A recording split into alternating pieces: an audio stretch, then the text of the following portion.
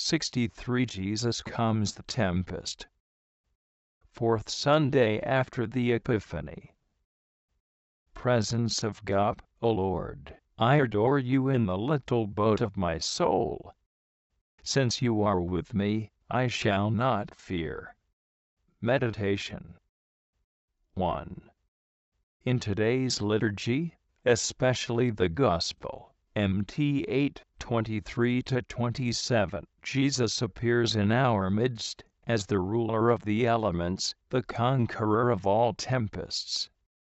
And behold, a great tempest arose in the sea, so that the boat was covered with waves. Let us think of all the persecutions which have beaten against Peter's bark, the Church, down through the ages, or we can think of the trials which God still permits individual souls to undergo. Whatever happens, the spirit of faith tells us that every struggle and tempest is willed, or at least permitted by God. Everything is grace. C.J. Nevada. Everything is the result of His infinite love. God is not a tyrant who crushes us, but a Father who tests us because He loves us. If He permits sorrow, interior or exterior trials, personal or public vicissitudes, it is only to draw out of them some greater good. Virtue and goodness are strengthened in time of difficulty. The efforts made in bearing trials tend to make us surpass what we would have done had we enjoyed perfect calm.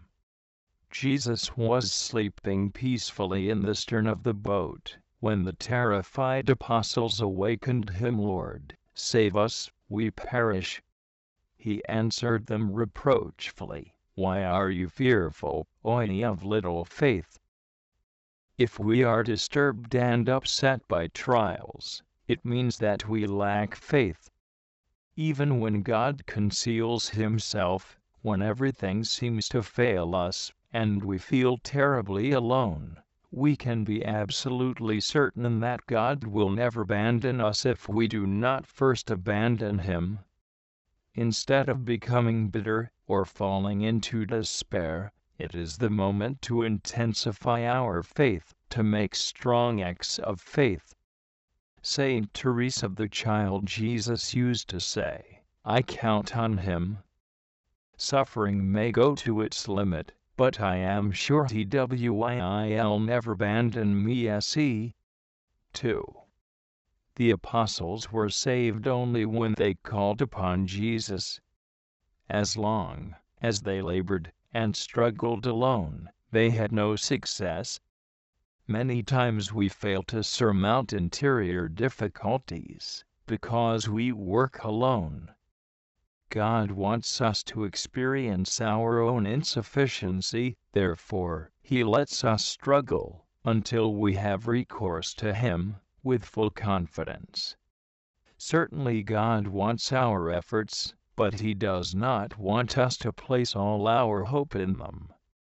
This accounts for the small progress so many make on the road to sanctity: too much reliance on their own resources, too little on God's help. We must be firmly convinced that our sufficiency is from God. 2 Cor 3:5. We must have less confidence in ourselves, and more in God.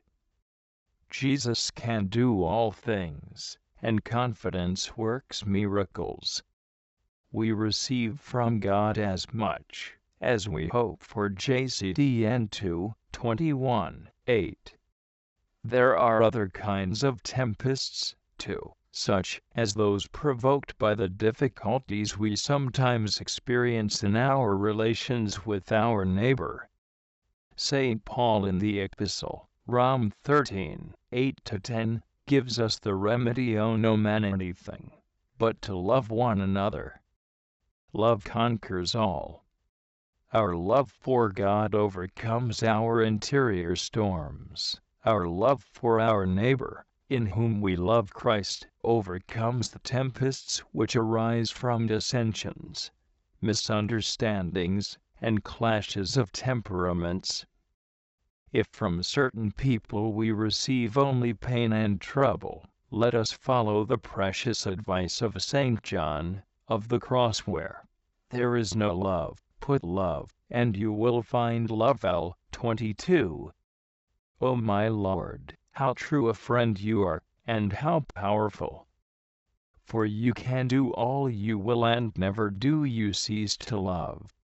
Let all things praise you, Lord of the world. Oh, if someone would but proclaim throughout the world how faithful you are to your friends. All things fail, but you, Lord of them all, never fail. How little is the suffering that you allow to those who love you. O my Lord, how delicately and skillfully and tenderly do you deal with them. Oh, happy are they who have never loved anyone save you. You seem, Lord, to give severe trials to those who love you, but only that in the excess of their trials they may learn the greater excess of your love. O my God, had I but understanding, and learning to find new words with which to exalt your works as my soul knows them. These, my Lord, I lack, but if you forsake me not, I shall never fail you. Let all learned men rise up against me, let all created things persecute me, let the devils torment me, but you, Lord, do not fail me, for I have already experienced the benefits which come to him who trusts only in you. T.J. Life 25. Take away from me, O Lord, all trust in my own strength. Make me see that I can do nothing without you. Show it to me in a practical way, even if it causes me sorrow and humiliation, O Lord. I no longer desire to rely on my own strength. In you alone do I place all my trust.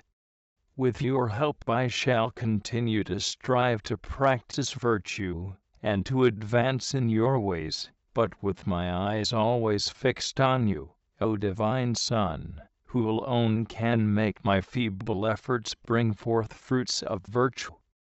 When storms arise, I will take refuge in you. I will call upon you with all the strength of my heart, and with all my faith, certain that you will give me that peace and that victory which I would seek in vain apart from you.